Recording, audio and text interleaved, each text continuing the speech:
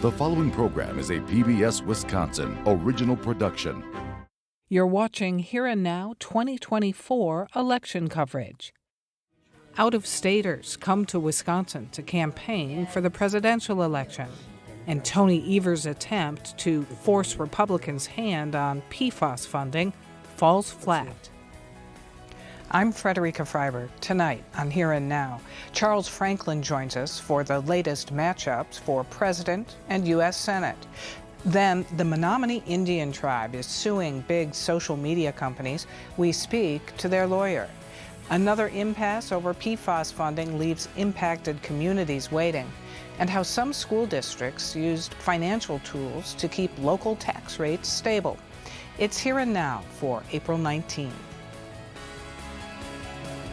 Funding for Here and Now is provided by the Focus Fund for Journalism and Friends of PBS Wisconsin.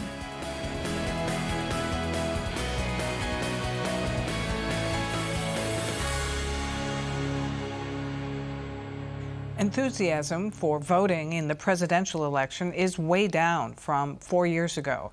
That's a message from the latest Marquette Law School poll out this week. For details, we turn to poll director Charles Franklin, and thanks very much for being here. Thanks for having me. So overall, how does enthusiasm to vote for president compare to 2020? Compared to March of 2020 versus now, early April, it's down 20 points who say they're very enthusiastic about voting. That's quite a drop, and it was down in our January poll, also about 20 points below where it had been 4 years ago. Now, enthusiasm can change over the course of the year. This is not necessarily baked in, but I think certainly at the start of the races, it shows that we're not really eager and looking forward to the fall campaign. Let's take a look at the presidential matchups in your polling. It is Trump 51% to Biden at 49%. Now, in your last poll, they were even. But you also found that independent RFK Jr. got 13%. And that he was taking votes from Trump. So what is this spelling for Biden? Yeah, we've seen this in several polls now, that Republicans vote for Kennedy about 4 to 5 points more than Democrats vote for Kennedy. So it is a little more from the Republican side. Now, the Green candidate, Jill Stein, and the independent Cornel West take more from Democrats than Republicans. This month, it's basically a very small change. Trump is up 2 in the head-to-head. He's up by 1 point in the five-way race. So the net effect of all of this is actually to slightly improve Biden's position, but it's a very slight difference. One last thing, Kennedy getting 13%. Remember in 2016, which was the recent high water mark in Wisconsin, all independent candidates together only got 5.5% of the vote. Well, so 13% is a big number. Taking a look at the Tammy Baldwin-Eric Hovde comparison, among registered voters, it's Democrat Tammy Baldwin, 52% to 47% for Republican challenger Hovde. How has that moved since Hovde announced? Well, we didn't have an earlier vote question because he wasn't an announced candidate yet. So this is our first time of polling that. Hovde has gotten better known since January, when we did ask if you had a favorable or unfavorable view. Then in January, 82% said they didn't know enough to have an opinion. This time it's 56%. So a substantial growth in name recognition for him, but still more than half the electorate don't have an opinion. That's totally normal for non-incumbent candidates at this stage of the race. But by comparison, 11% said they didn't have an opinion of Tammy Baldwin. So among likely voters, their numbers are even at 50%. What's the implication of that? Well, it's two things. One is that 50-50 tie means this could look like a close race. If people were thinking of Baldwin's 11-point win 6 years ago, this looks like a much closer race than what we saw in 2018. The other is that I think Hovde actually benefits in an odd kind of way. In that 50-50 split, we're saying Democrat Tammy Baldwin or Republican Eric Hovde. when half of the electorate don't have an opinion of Hovde, supplying the Republican label really helps them decide, oh, this is someone on my team or maybe not on my team. Two other ways of asking the question show a range of answers, with Baldwin ahead by as much as 7 or 5, as we just emphasized on the registered voter, or tied. So it's a range of things, and I think a close race is the best answer to take away from it. So looking kind of deeper into the enthusiasm part of your polling specific to presidential candidates, it seems lopsided. 41% of Biden voters are very enthusiastic to vote compared to 59% of Trump voters. And then for not at all enthusiastic to vote, 62% say that for Joe Biden, 37% for Donald Trump.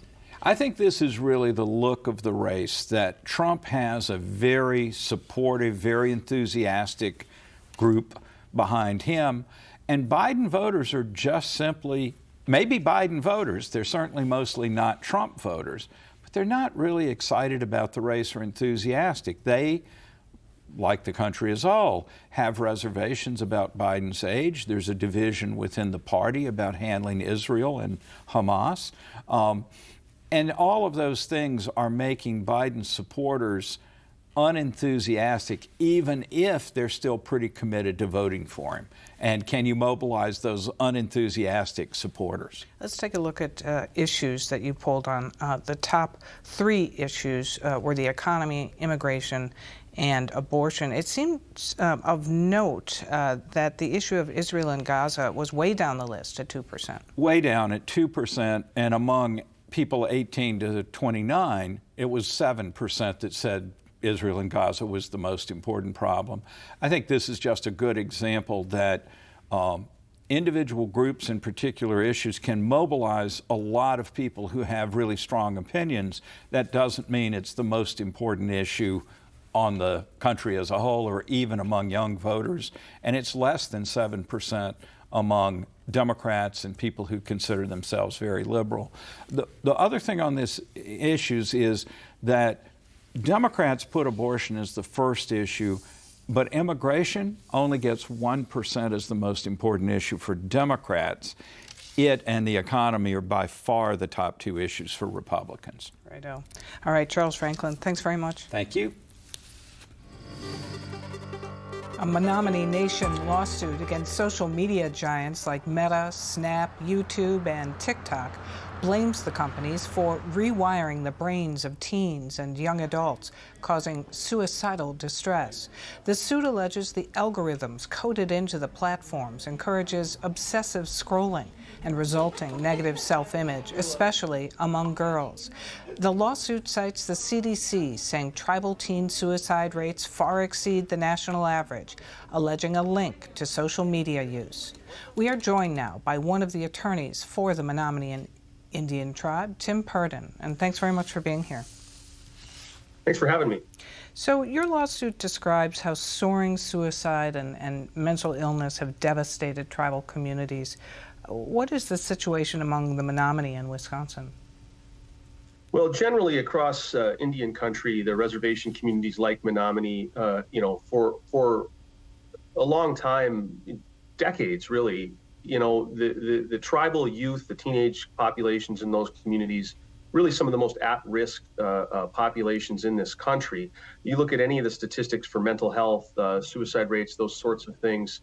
A Native American female teenager has a 5 times rate of suicide risk to a white female teenager.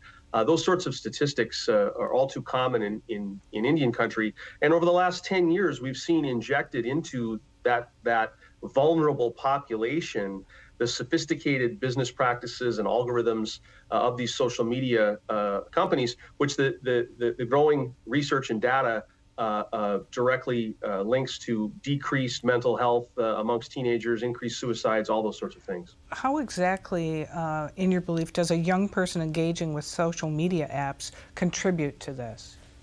Well, the the statistics are clear, right? The CDC studies are clear, and they establish a link. And so that is the scientific basis behind this lawsuit and a number of other lawsuits. I mean, let's be clear. Menominee Indian Tribe is not the first entity to come forward and sue these social media giants for the negative impact on teenage youth mental health.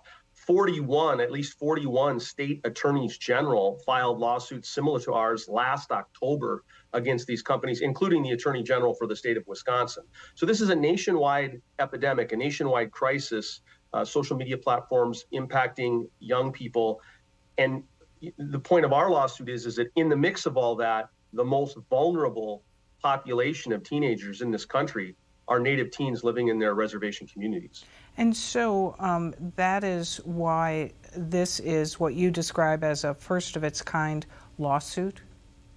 Right. So historically, over the last 150 years, if you will, tribal nations have not necessarily come forward and exercised their sovereignty in this way, coming forward, filing a lawsuit on a public health crisis that's impacting their reservation as it's impacting the rest of the country. In the big tobacco cases of the late 90s, American Indian tribes were not plaintiffs. They didn't sue the big cigarette companies. And when those cases went to trial and settled, tribal communities didn't really share in the settlement dollars. So over the last 5-6 years, you've seen that change. Tribes were heavily involved in the litigation against the national litigation against opioid manufacturers and distributors for the opioid epidemic in this country. Again, an epidemic that has hit tribal communities exceptionally hard. Over 225 federally recognized tribes came forward and filed lawsuits against the opioid manufacturers. And when those cases settled to date, over $1.5 billion will flow directly to tribes from those settlements. This is the latest situation where tribes are exercising their sovereignty, sitting shoulder to shoulder, if you will, with the state attorney general from Wisconsin, the attorney general from Minnesota, and bringing these cases saying, we are tribal governments, we are sovereign, we have these claims, our people have been impacted. It's a robust, growing exercise of sovereignty by tribal nations in our country. What is your suit seeking? Well, I mean, there's been a public health crisis. The suit alleges there's been a public health crisis created here, and we're seeking, compensation, abatement. We want to see that the dollars flow to the tribes so they can develop programs to address the growing mental health crisis and suicide crisis that is linked to the business practices of some of these defendants. And so are there specific ideas, to your knowledge, on the part of the tribes of how they would specifically use this money? We've taken the first step in what could be a very long journey towards justice here. So to talk about what this might look like at the end, I think is a little premature. I can tell you in the opioid cases, tribes that have received some of that $1.5 billion have built treatment facilities, have expanded treatment opportunities on the reservation, and those sorts of mental health treatment, mental health care options are all too scarce in Indian country. So any monies that can be brought in to bring help to people on the reservation is a big help. All right, we leave it there. Tim Purdon, thanks very much. Thank you for having me. Action and inaction on the major problem of PFAS contamination in Wisconsin. On the action part, new federal maximum levels have been set at 4 parts per trillion, much lower than Wisconsin's 70 parts per trillion. On the inaction part, Republican lawmakers this week rejected Governor Tony Evers' call to meet and approve spending $125 million to help deal with PFAS. Meanwhile, state and national lawsuits against parties deemed responsible for PFAS contamination are in various stages of settlement or verdict. One lodged by Wisconsin against Tyco Fire Products goes to trial later this year. Tyco manufactured firefighting foam used at its training facility in Marinette. It and surrounding communities, including Peshtigo, are now hotspots in Wisconsin for PFAS contamination. With health problems associated with exposure to PFAS and years of testing and fighting and looking for help, our next guest is former chair of the Town of Peshtigo Board, Cindy Boyle. And thanks very much for being here. Thank you very much for having me. I'm happy to discuss this. Just to set the stage, how long have you been fighting to try to address PFAS in your hometown and your own property? This November will be 8 years. So there have been hundreds of millions of dollars hoping to come to the rescue of places like Peshtigo from the feds, the state, lawsuit settlements, even company outlays. Has that money yet made a difference to you? Well, I'm encouraged by the fact that there is significant funding coming to states on what appears to be a consistent basis at this point, far more than we could have hoped for even 7 years ago or 6 years ago. To my knowledge, not in a significant, meaningful way as far as a permanent water solution for our community's problem. No, not yet. But I know that the DNR does have mechanisms in which to distribute and allocate some of that funding to actually start putting it to use and putting it to work. We just have to now hopefully get that funding released from the trust and into the DNR's direction.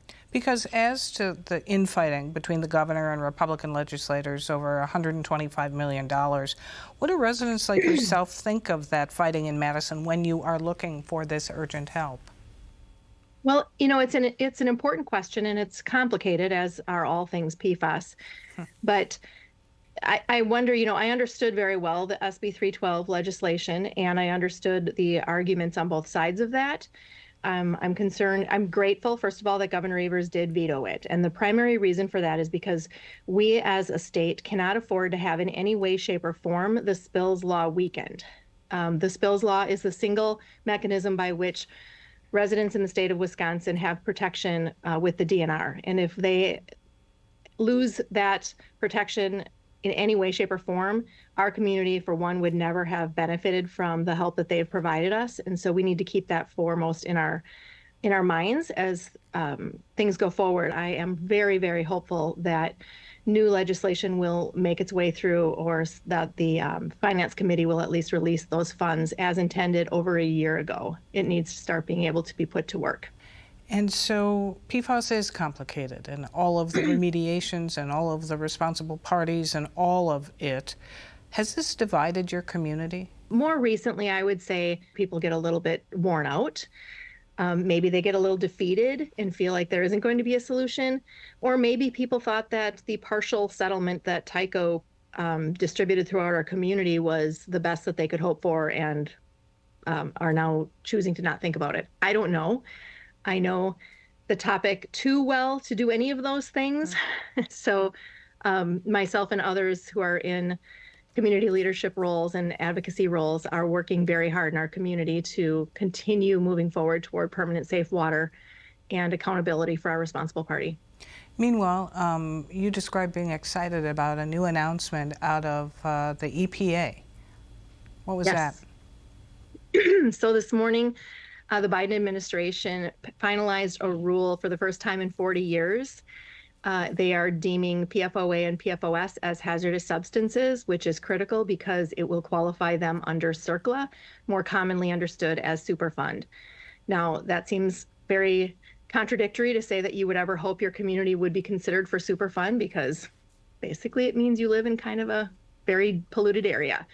But it also means that the EPA has the authority to come in and hold responsible parties accountable to make sure that they do adequate, comprehensive remediation for things like surface water, soils, as well as help innocent landowners such as myself make sure that we have permanent safe water solutions.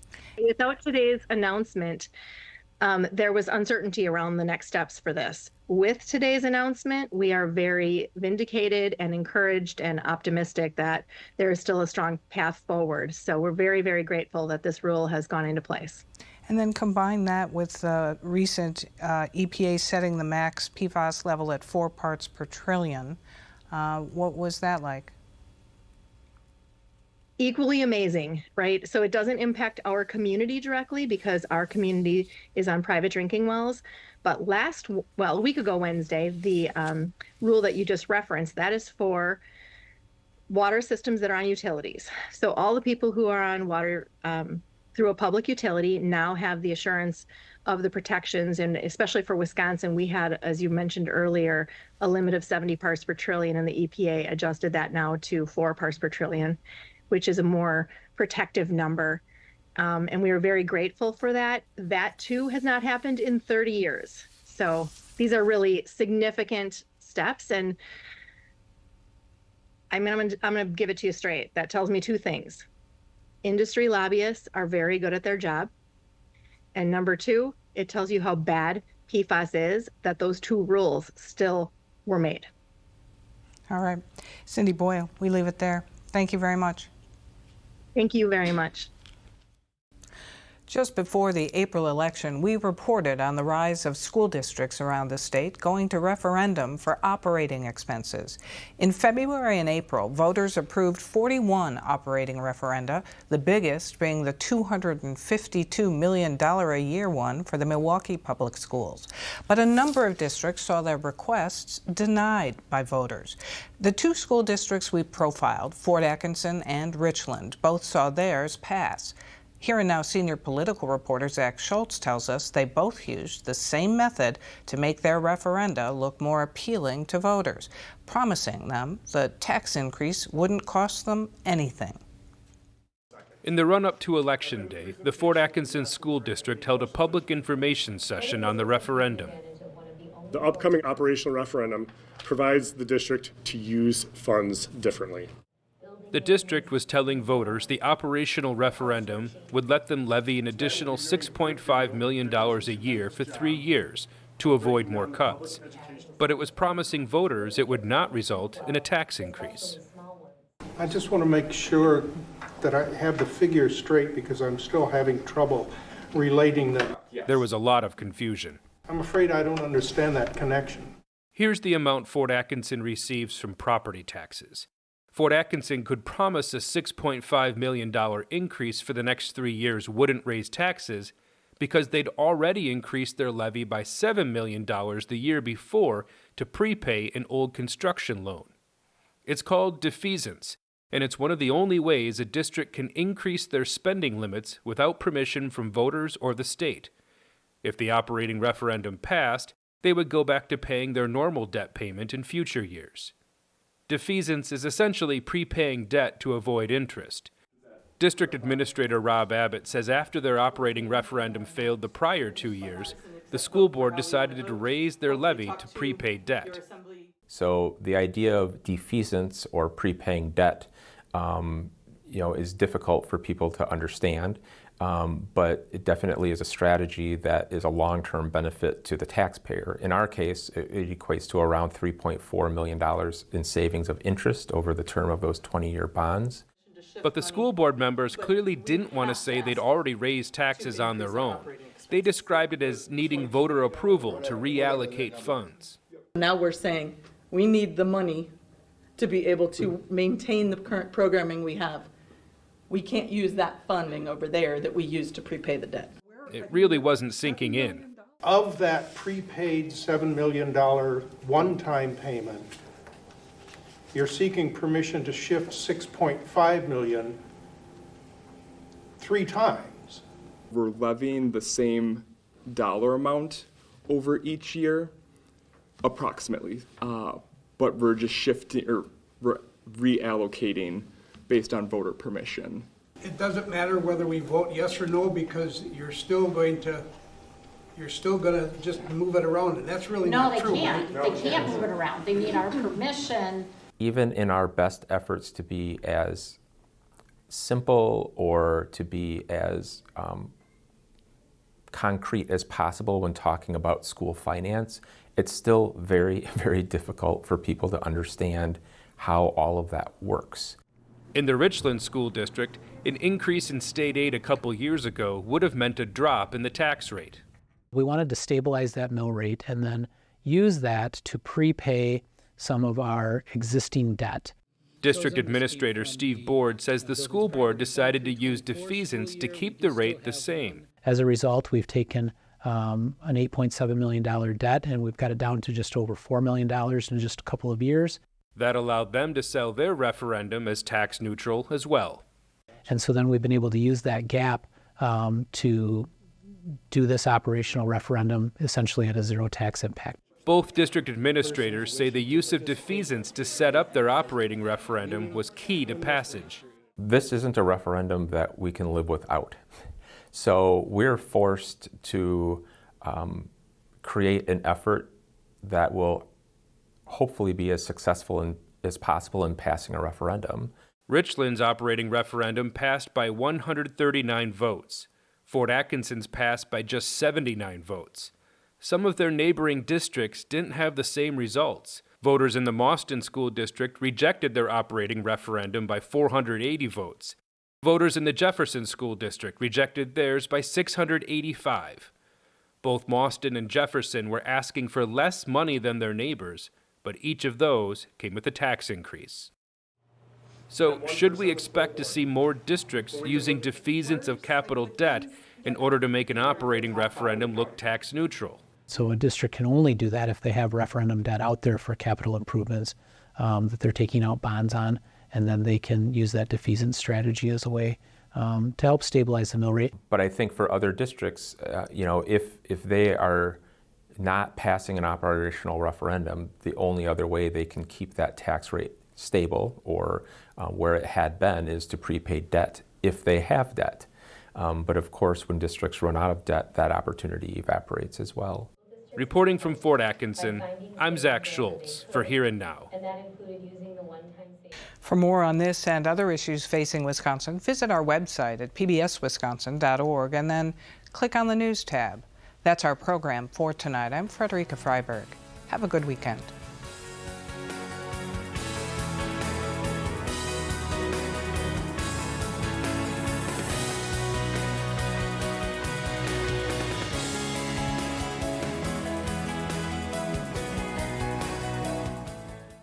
Funding for Here and Now is provided by the Focus Fund for Journalism and Friends of PBS Wisconsin.